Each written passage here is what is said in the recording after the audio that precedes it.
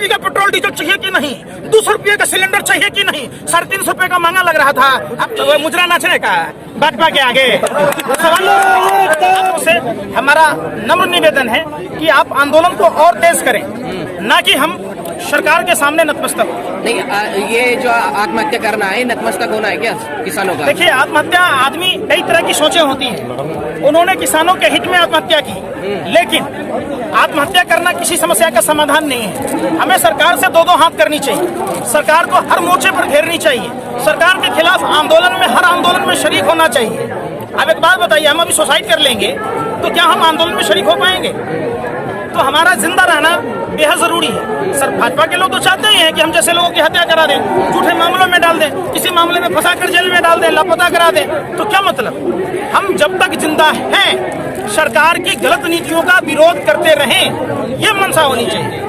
कल 6 तारीख को जिस तरह से चक्का जाम किया गया पूरे भारत में, लेकिन 3 राज्यों को छोड़ दिया गया, उत्तर प्रदेश, उत्तराखंड और दिल्ली, और सरकार कह रही है कि चक्का जाम को कुछ खास असर नहीं पड़ा। देखिए, सरकार में कौन लोग हैं जो पूरे अंग्रेजों की दलाली और मुखबरी कर रहे हैं?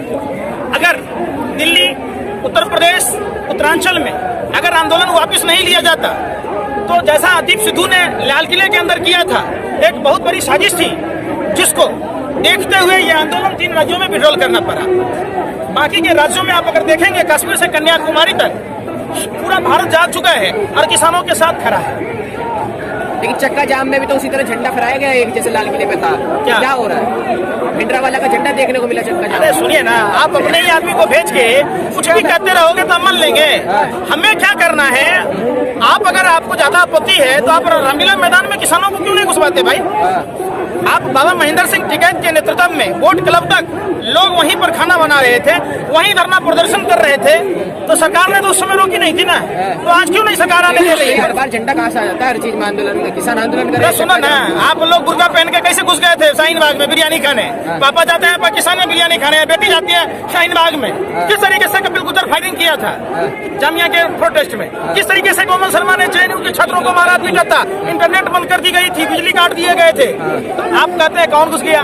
कुछ जवाबदेही हमारा है, लॉ एंड ऑर्डर आपके हाथ में है, आप लोगों का काम है ना भाई। सरकार में जो लोग रहते तो क्यों नहीं किसानों की बात को सुनी जाती है? किसानों को बदनाम करने के लिए जिस तरीके से राजा महाराजा पहले भान रखता था, अब देश के दलाल मीडिया के बारे में पत्रकार हैं। कुछ पत्रकार सारा दिन खाना खाकर सोने तक, बाथरूम जाने तक सिर्फ किसानों को बदनाम करना, किसानों को बदनाम करना, यही सिखा है क्या?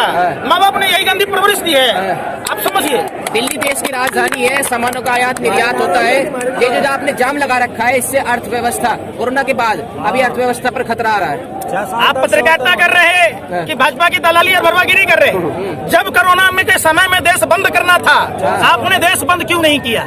31 दिसंबर को WHO ने संज्ञान लेने की बात की। आप क्यों ट्रंप की गुलामी कर रहे थे? क्यों दिल्ली में चुनाव कर रहे थे, घर घर पर्चे बांट रहे थे? क्यों 23 मार्च तक मध्य प्रदेश में सरकार बनाने में व्यस्त थे, जब तक व्यापम घोटाला वाले आटा चोर कंसमामा की सरकार नहीं बनी? आप पत्रकारिता करते हैं, तभी आपने रेल मंत्री से, देश के प्रधानमंत्री से, रेलवे के तमाम उन बड़े अधिकारियों से सवाल पूछा। 800 फीट का कोच होता है, 800 फीट के कोच में स्लीपर में 72 सीटें होती है, गरीब रथ में 72 सीटें होती है, और राजधानी में भी 72 सीटें होती है। तो जब आपने ट्रेनें बंद कर दी और सिर्फ राजधानी और शताब्दी को खोल के रखा, जहां मुंह मांगे किराया लिया, लोगों को तकलीफें हुई, उसमें कोरोना नहीं होता है। स्लीपर में बैठेगा पब्लिक, सस्ता में तो कोरोना हो जाएगा। अरे कहाँ आप लोग, मैंने इतना भी असर मत गिराइए कि लोगों को मीडिया के नाम से थूकने का मन करे। आप पत्रकार महोदय कभी सवाल पूछा सरकार के लोगों से कि पुलवामा की घटना कैसे हुई? क्या देश के सामने पुलवामा पर जश्न मनाने की बात? व्हाट्सएप चैट लीक हुआ देशद्रोही पत्रकार अर्नब गोस्वामी से। बालाकोट की घटना 26 को हुई, बालाकोट की घटना 23 तारीख को अर्नब गोस्वामी के व्हाट्सएप चैट पर लीक हुआ। क्या पोखरण में परमाणु परीक्षण के समय सेकंड की सुई सैटेलाइट बता सकती है?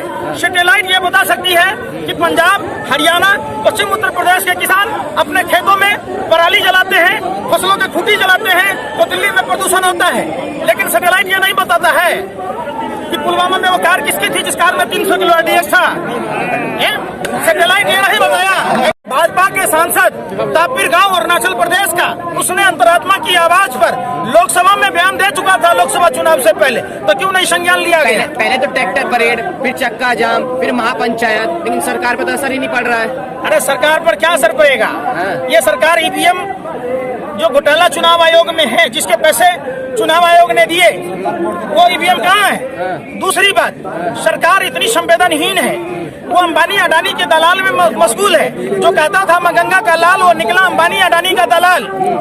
आपने देखा होगा रामू काका को अपने नए मालिक को देखने जाने का टाइम है, लेकिन रामू काका देश के किसानों को देखने नहीं आते हैं। तो सही ना कह रहे थे कि हम चौकीदार बनने के लिए मांग रहे हैं? मालिक तो अंबानी अडानी है, जिसकी दलाली करता है।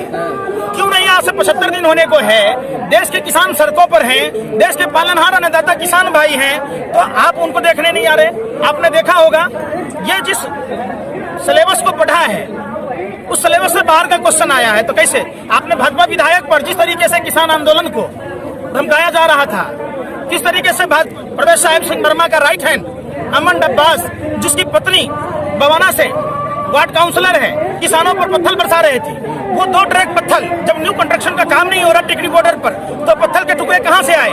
वही काम जो दिल्ली दंगों में हुआ, वही स्क्रिप्ट लिखने की कोशिश की जा रही थी। कपिल मिश्रा 26 जनवरी की घटना को दिल्ली दंगों से जोड़ रहा है। अरे कपिल मिश्रा वही भरवा है जिसने दिल्ली विधानसभा में प्रधानमंत्री पर सेक्स रैकेट में शामिल होने का आरोप लगाया था।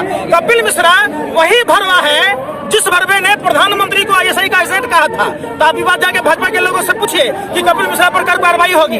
कपिल मिश्रा वही भरवा है जो दिल्ली पुलिस के बढ़िया अधिकारी के सामने में रास्ता खाली कराने की बात की, दिल्ली में दंगे कराए। तो उन भरवों पर कार्रवाई क्यों नहीं होती? रजत शर्मा जो बहुत पुराने पत्रकार भी है, बड़े पत्रकार भी, उन्होंने कहा कि कुछ जुगनू इकट्ठे हुए हैं एक सूरज को छिपाने के लिए। आप सुनिए ना, रजत शर्मा जैसे लोगों को, इन भरवे पत्रकारों को, अवारा कुत्तों की तरह भौंकने वाले नफरती चिंटू को अगर पत्रकार कहिएगा, तो फिर पत्रकारिता लोकतंत्र के चौथे स्तंभ को मने मुंह में काली पोतने की बात है।